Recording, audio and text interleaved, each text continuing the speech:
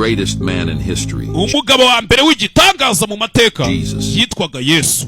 had no servants, yet they nubwo nta mukozi yagiraga cyangwa se umupagasi cyangwa umucakara, called him master. ariko bamwitaga umutware. Had no degree, yet nta degree yagiraga cyangwa they diplome, called him teacher. ariko bamwitaga mwigisha. Had no medicines, nta muti n'umwe yet yagiraga, they called him healer. ariko bamwitaga umuvuzi cyangwa se muganga w'abandi He had bose. no army, nta gisirikare yagiraga, yet kings feared him. ariko ibaze ko abami ubwabo baramutinyaga. No military battles, ntabwo yigeze atsinda urugamba na yet he rumwe, conquered the world. ariko yigaruriye isi yose yarayitsindiye. Not live in a castle, yet they ntabwo yigeze aba mu ngoro yubatse neza cyangwa ishamaje, called him Lord. ariko bamwitaga umutware.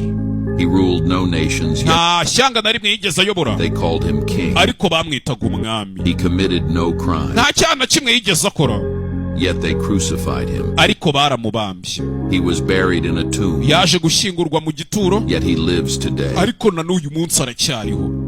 His kingdom is not this world, kubera ko ubwami bwe ntabwo ari ubwo kuri iyi si, yet it lies within the hearts of those who believe. ubwami bwe buba mu mitima y'abo bamwizera. Of love and yavugaga urukundo akanarwigisha, forgiveness, ndetse akigisha and his kubabarira. words have transformed millions. amagambo ye yahinduye abantu amamiliyoni n'amamiliyoni. He offers no material wealth, ntabwo yigeze yemerera abantu ubutunzi yet bwo mu isi, consider him the treasure of our lives. ariko twe tumufata nk'ubutunzi mu buzima bwacu. Promises no earthly power, nta muntu yigeze yizeza imbaraga zo yet ku isi, his name the powerless have found strength. ariko mu izina rye abanyantege nke babona imbaraga. Though he left no written words, nubwo nta kintu yasize yanditse na kimwe, his message has filled countless pages. ariko ubutumwa yatanze bwuzuye amapaje menshi y'inyandiko. In his uwo ni Yesu Kristo. weakness, we mu ntege nke ziwe find our strength. niho twe twaboneye imbaraga. In his suffering, mu kubabara kwe our salvation. byatubereye agakiza.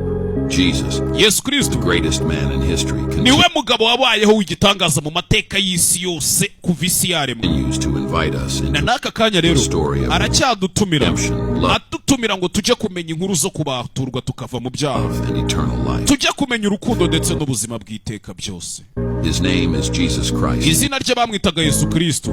If you believe in this message, rero nimba wizera Yesu Kristo ukizera muri ubu butumwa, comment amen. andikaho muri comment ngo amen. nicyo share kintu cyonyine nagusaba. it with someone you love. ndetse iyi video uyisharinga umuntu wese wumva ukunda cyangwa se ushaka ko ubutumwa bwiza bwa Yesu Kristo bumugeraho. Imana iraza kubw'uwo mugisha.